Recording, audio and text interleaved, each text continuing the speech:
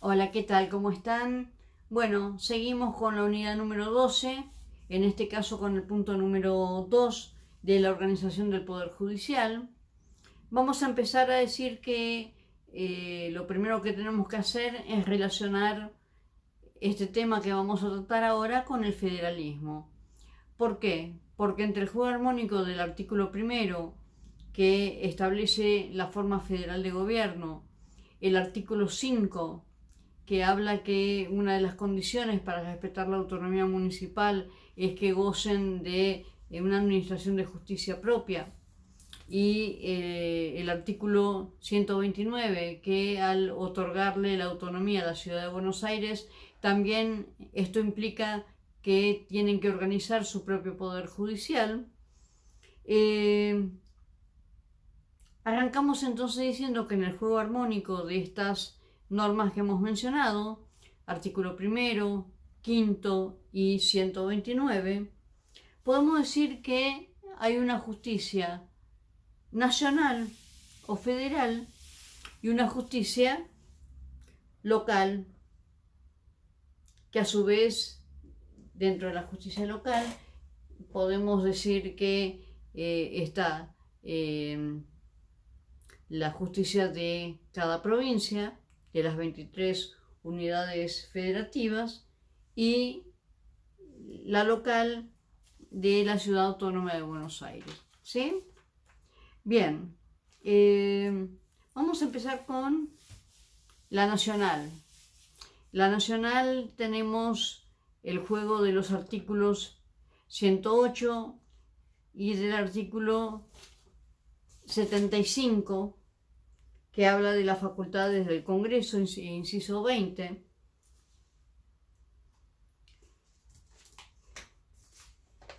que hablan sobre la justicia nacional.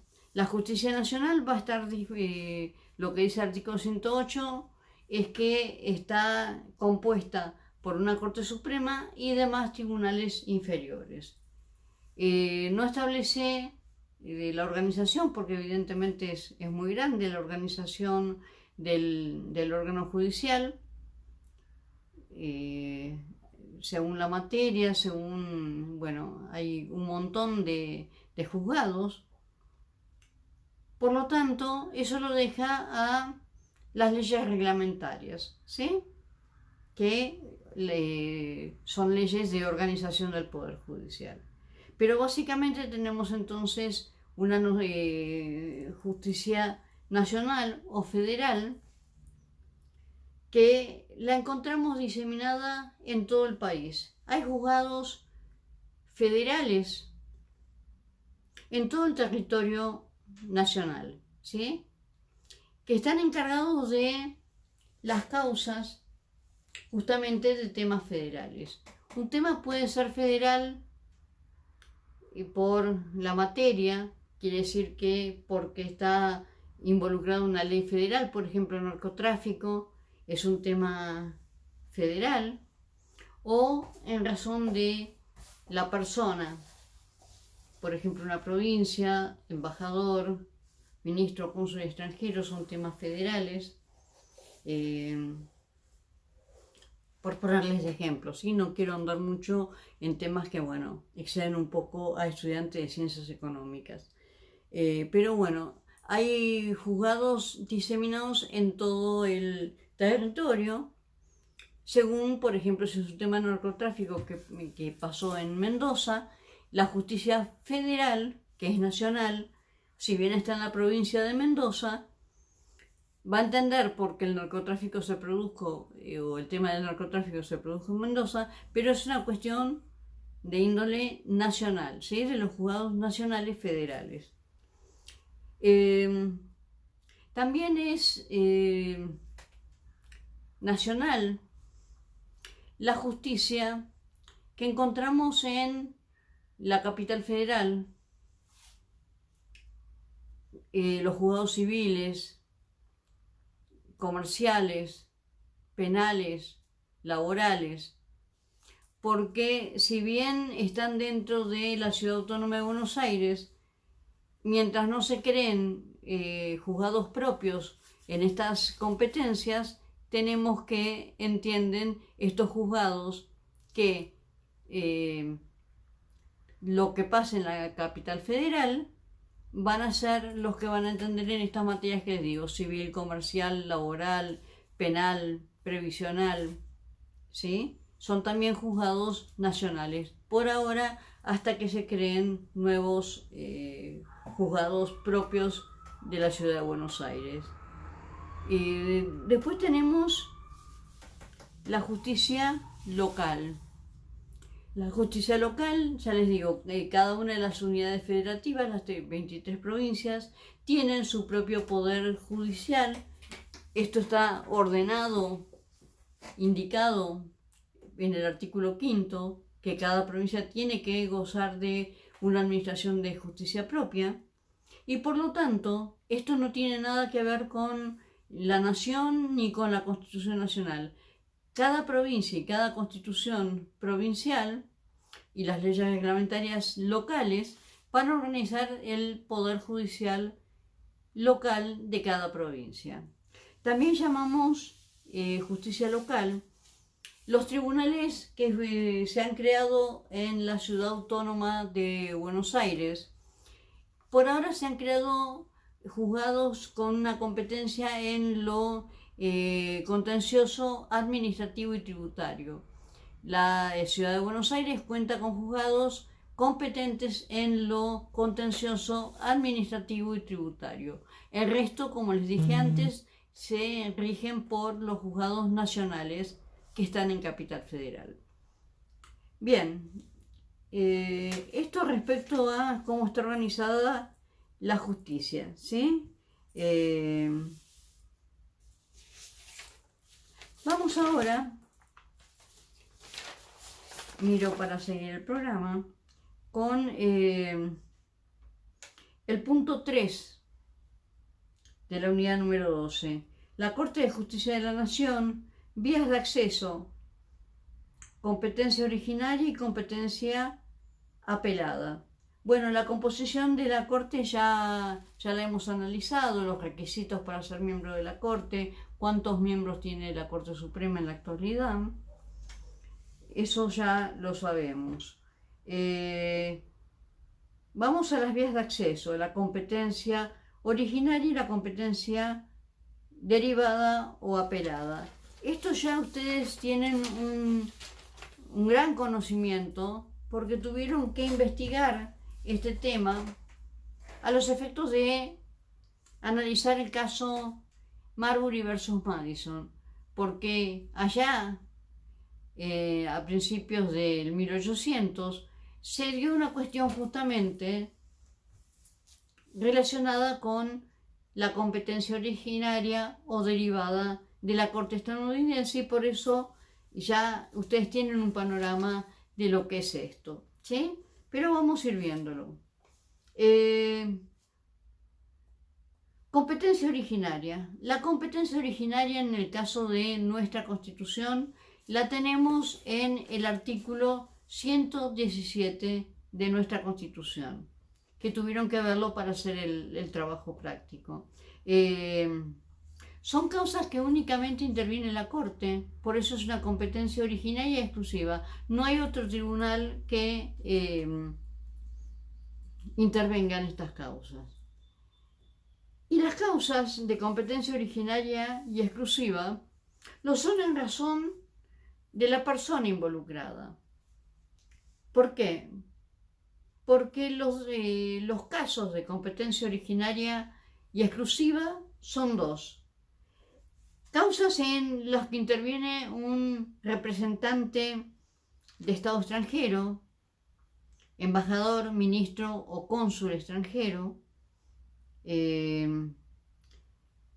Estas personas, cuando son parte en un juicio, entonces es directamente competencia de la Corte. Pero para eso hay que hacer un trámite previo, diplomático.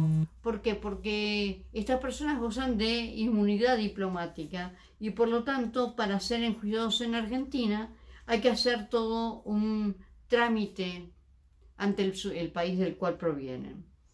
Después tenemos que el otro caso de competencia originaria es el caso de las provincias, las 23 unidades federativas, ¿sí? Yo les hice un pequeño apunte, un mini resumen de lo que estoy hablando ahora, y les puse que tengan cuidado o que recuerden que no entra en la categoría de provincia la ciudad de Buenos Aires. Recuerden que nos cansamos de decir en su momento que no es provincia. ¿Cuál es su estatus? Ser una ciudad autónoma, pero no es provincia. Por lo tanto, las causas donde la ciudad autónoma de Buenos Aires sea parte no es de competencia originaria y exclusiva de la Corte. Bien, vamos a ir despacito con el tema de la competencia derivada o por apelación de la Corte Suprema.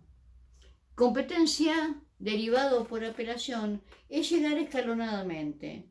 La justicia tiene diversas instancias, tiene una primera instancia, los jueces de primera instancia, los juzgados de primera instancia, en donde cada juzgado tiene un juez que decide las cuestiones que ingresan en su juzgado, ¿sí? Frente a las sentencias de ese juez de primera instancia, nosotros podemos apelar sus resoluciones, es decir, manifestar nuestra desconformidad respecto a esas resoluciones con fundamentos. No es un mero no estoy de acuerdo porque me fue mal y no me dio la razón, ¿sí? Con fundamentos, apelar es tratar de que un tribunal superior revierta lo dicho por el tribunal inferior, ¿sí? Para eso están las cámaras como una segunda instancia, donde ya no decide uno, sino son 3 camaristas que por votación deciden si la sentencia de primera instancia fue ajustada a derecho o si mandan modificarla. Y finalmente está la Corte, con su actual composición de 5 jueces, que es la instancia definitiva, la instancia final, para resolver las cuestiones de apelación. Llegamos a la Corte entonces escalonadamente, cuando vamos por apelación derivada o en grado de apelación. A su vez ustedes van a tener en los libros, si es que no están actualizados, van a tener que hay un recurso ordinario y un recurso extraordinario. Vamos a arrancar con el recurso ordinario. Yo no sé si en el libro que están utilizando está actualizado o no, pero el tema es que el recurso ordinario, lo que tienen que saber hoy por hoy del mismo, es que fue declarado inconstitucional por la Corte Suprema en el año 2015 en el caso Anadón. Esto lo tienen en el apunte ¿sí? Que les hice y que va a estar en la sección materiales. Caso Anadón del 2015, donde se declara inconstitucional este recurso ordinario. Los motivos de la inconstitucionalidad o la decisión de la Corte son 2. Por un lado, era un recurso que se refería a temas de derecho común, mientras que la Corte tiene asignada constitucionalmente como función cuestiones de interpretación constitucional, de armonía entre las leyes y la Constitución. Eso es lo que se pretende que llegue a la Corte, ¿sí? Temas sobre cuestiones de interpretación constitucional y su armonía con las normas inferiores, pero eso es tratado en el recurso extraordinario. Como en este caso se ventilan cuestiones de derecho común, se consideró que esto era contrario a lo que establece la Constitución Nacional como función judicial.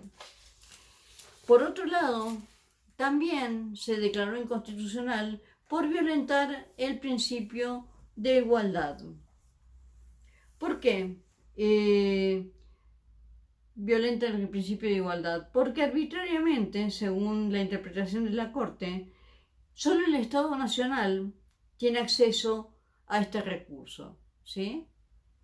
Desde este punto de vista, vulnera el principio de igualdad el hecho de que únicamente pueda acceder al recurso ordinario ante la Corte el Estado Nacional.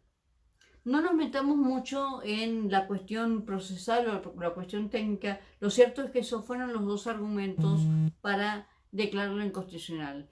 El principio de igualdad, cuando se establece una desigualdad arbitraria, se puede hacer categorías o se pueden plantear algunas desigualdades porque hay casos que no son exactamente iguales, pero cuando hacemos una separación arbitraria o una distinción arbitraria, esto es inconstitucional. Y por el otro lado, como se ventilaban con cuestiones comunes, se dice que tampoco es la función de la Corte que lleguen a la Corte cuestiones comunes, porque la Corte está para tratar cuestiones de interpretación de la Constitución y su armonía con el resto de normativo. Pero eso es tratado en el recurso extraordinario. Cualquier cosa en el Zoom, cualquier duda que tengan, no pretendo, si hay alguna duda o si se les dificulta, lo vemos todas las veces que sea necesario, ¿sí? Después tenemos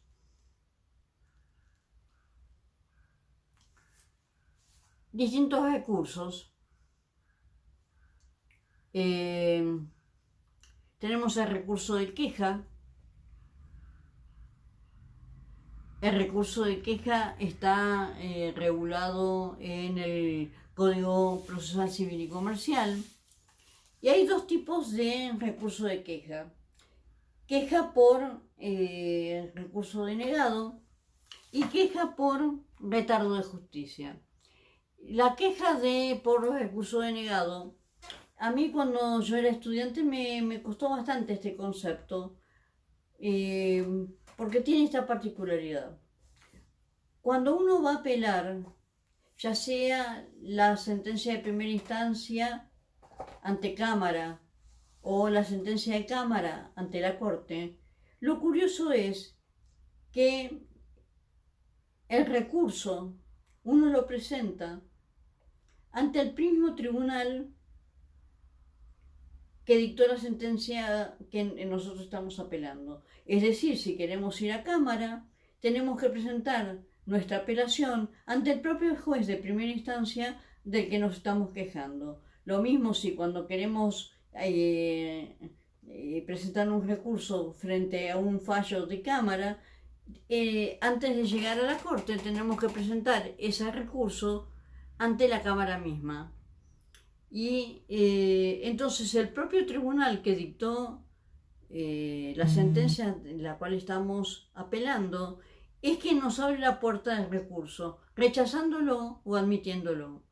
Después entendí que en realidad hay pocas posibilidades de arbitrariedad en esto, porque en realidad es un control formal de que se hayan cumplido las formalidades del recurso, ¿sí? No se va al fondo de la cuestión si tengo razón o no tengo razón en apelar, sino de haber cumplido con los aspectos formales, por ejemplo, haberlo presentado en tiempo y forma, por decir algunos de los aspectos que van a tener en cuenta, ¿sí? De todas maneras, cuando el recurso me es denegado y yo considero que fue mal denegado el recurso, tengo la posibilidad de ir directamente a la Corte, justamente en queja, ¿sí? La Corte primero evaluará la queja y si piensa que tengo razón, después ahí verá la apelación. Retardo de justicia. También acá no me quiero meter en cuestiones que excedo un poco a estudiantes de ciencias económicas, pero lo cierto es que los jueces tienen un plazo para dictar sentencia. Este plazo varía según sea sentencia de primera instancia y de cámara, pero hay un plazo para dictar sentencia. ¿Cómo se sabe cuándo está cumplido ese plazo? Porque una vez que está todo tramitado un expediente, se tramitó todo y se terminó con la prueba, luego de la prueba, el expediente entra en lo que se llama autos para sentencia. Hay una fecha que determina que el expediente está en condiciones de dictarse sentencia y eso se llama autos para sentencia, ¿sí? Tiene una fecha. A partir de ahí, entonces, no importa el plazo porque ya digo, no van a ser abogados. En primera instancia o en segunda instancia hay un plazo para que se dicte sentencia. Una vez que arrancó en autos para sentencia, ahí tenemos la posibilidad de chequear si está vencido o no el plazo que tiene otorgado el tribunal para dictar sentencia. Vencido ese plazo, tenemos todo el derecho de presentarnos ante la Corte para pedir ir en queja por este retardo de justicia. Bien, tenemos para analizar, este es el recurso de queja. El recurso extraordinario. El recurso extraordinario podemos decir que tiene tres aspectos. El primero es el recurso extraordinario normal. Este recurso está regulado en la Ley 48, artículo 14, que establece el recurso extraordinario.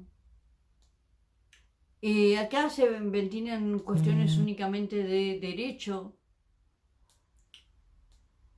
a fin de resolver cuestiones de interpretación en ese juego armónico que tiene que haber entre las normas de distinta jerarquía, especialmente respetando la supremacía de la Constitución Nacional. Entonces se ventilan cuestiones de derecho cuando hay conflictos entre la Constitución y alguna norma inferior. Bien, ¿cuáles son los requisitos para interponer este recurso? El requisito más importante es que exista una cuestión federal. Muy sintéticamente y a los efectos de que lo entiendan, habría bastante que hablar, pero insisto, me adapto a que no son estudiantes de derecho. Cuestión federal, en brevísimas palabras, es cuando entran en conflicto una norma inferior y la Constitución.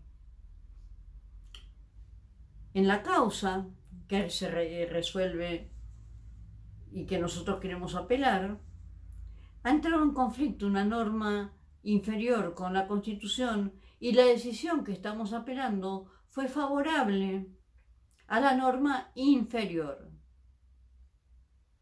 Recurso extraordinario, hay cuestión federal, entonces cuando se ventila en una causa una contradicción, una colisión, un enfrentamiento entre una norma inferior y la Constitución, y la decisión fue a favor de la norma inferior. La otra condición es que para llegar a la Corte en recurso extraordinario normal, la decisión que estamos apelando tiene que ser una sentencia definitiva del Tribunal Superior de la causa. Es decir, que no tiene que haber ninguna otra instancia previa a la Corte que yo hubiera podido recurrir, ¿sí? Por ejemplo, si es una sentencia de primera instancia, yo tengo la posibilidad de recurrir a cámara, entonces no puedo ir a la corte. Después vamos a ver algunas cuestiones respecto a eso, pero en principio no podríamos ir a la corte. ¿Por qué? Porque no es el Tribunal Superior de la Causa. Tribunal Superior de la Causa, entonces, si fueran estudiantes de Derecho, hay distintas alternativas. Tendríamos que estudiar varios casos cuál es el Tribunal Superior de la Causa, pero lo cierto es que no tiene que haber ningún otro tribunal que pueda resolvernos esta cuestión a la que podamos apelar. La otra condición para este recurso es el planteo oportuno. Lo que se dice plantearlo en tiempo y forma. El recurso no lo podemos presentar cuando querramos, cuando nos acordemos, sino que hay plazos procesales que hay que cumplir y hay requisitos formales de presentación que también hay que cumplir, ¿sí?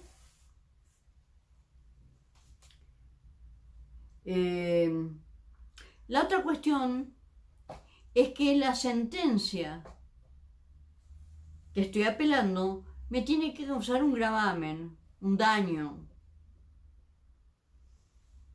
Debo sufrir un perjuicio. No hay recurso sin perjuicio, ¿sí?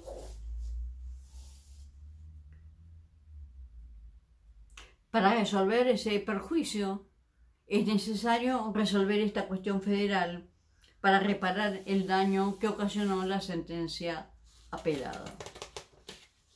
Bien. Eso en cuanto al recurso extraordinario normal. Después también tenemos recurso extraordinario por sentencia arbitraria. La sentencia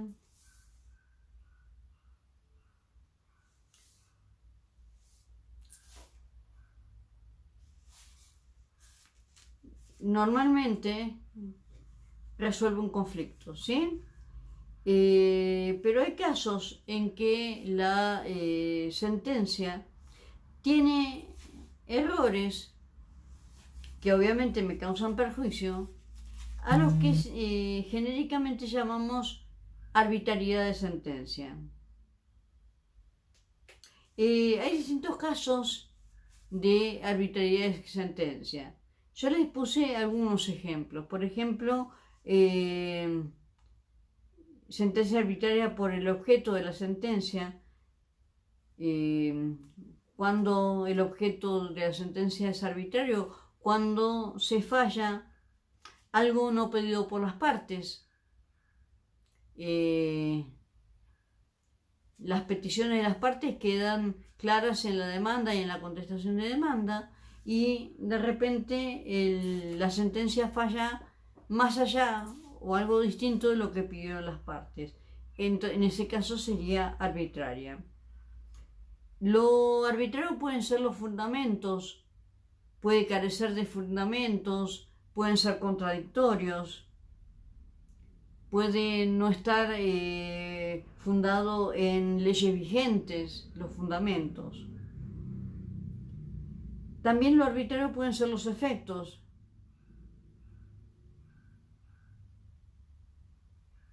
El efecto de la sentencia puede ser arbitrario. Yo diría de quedarnos con esta explicación para no ahondar con cuestiones que tal vez excede a lo que ustedes necesitarían. Por último está el recurso extraordinario de gravedad institucional.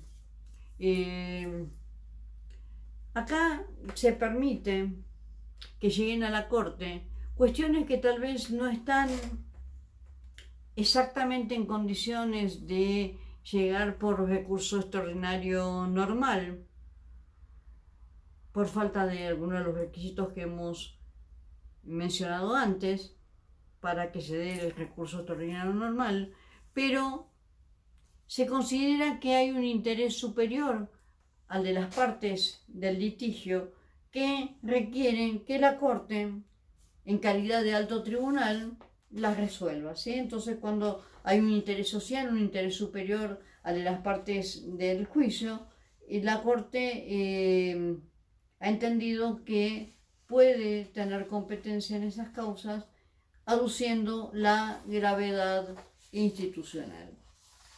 Bueno, nos va a hacer falta, evidentemente, otra clase más, y otros son más relacionados al órgano judicial. Los voy introduciendo simplemente en lo que nos faltaría de esta unidad. Hemos visto el punto 2, el punto 3. Del punto 4 hemos visto el recurso extraordinario y la doctrina de la arbitrariedad de la sentencia. Y después nos faltaría el certiorari, el per saltum, hablar sobre la acordada 4 del 2007. Y yo les voy a agregar, porque algo les hablé en el Zoom de ayer, vamos a hablar sobre los amigos del tribunal. ¿Qué son los amigos del tribunal? ¿Y en qué se relaciona con lo que hemos hablado ayer, de esto de democratizar al órgano judicial? Y vamos a hablar de las audiencias públicas, que también tienen la intención de democratizar al Poder Judicial. Habíamos visto que de los tres poderes es el menos democrático, el que tiene menos legitimación de origen, que también es dudosa su legitimación de ejercicio. Los amigos del tribunal y las audiencias públicas tratan de mejorar esa legitimación. Y después vamos a hablar de paquete de medidas que se tomaron en el 2013 para democratizar al órgano judicial. Las leyes 26.855, ley 26.854, ley 26.861, ¿sí? Todo esto en el ámbito de ese intento por revertir esto que estuvimos hablando la clase de ayer, de la falta de democratización, de independencia del Poder Judicial. O sea, lo que por un lado lo queremos independiente del Poder Judicial, por el otro lado está bombardeado por cuestiones que no colaboran con este rasgo republicano. Y creo que, bueno, de eso vamos a hablar en la próxima grabación y en el Zoom del día jueves, ¿sí? Para el día lunes, entonces, tienen para analizar estos puntos que hemos visto hoy, que es la competencia de la Corte, la competencia de la justicia federal y provincial, que, bueno, nos llevó la clase de hoy todo esto: la competencia de la justicia federal y provincial, la competencia originaria y exclusiva de la Corte, la competencia apelada de la Constitución y esta inconstitucionalidad del recurso ordinario que les agrego por si tienen desactualizados sus libros. Bueno, les deseo un buen fin de semana y nos vemos en el Zoom del lunes. Hasta luego.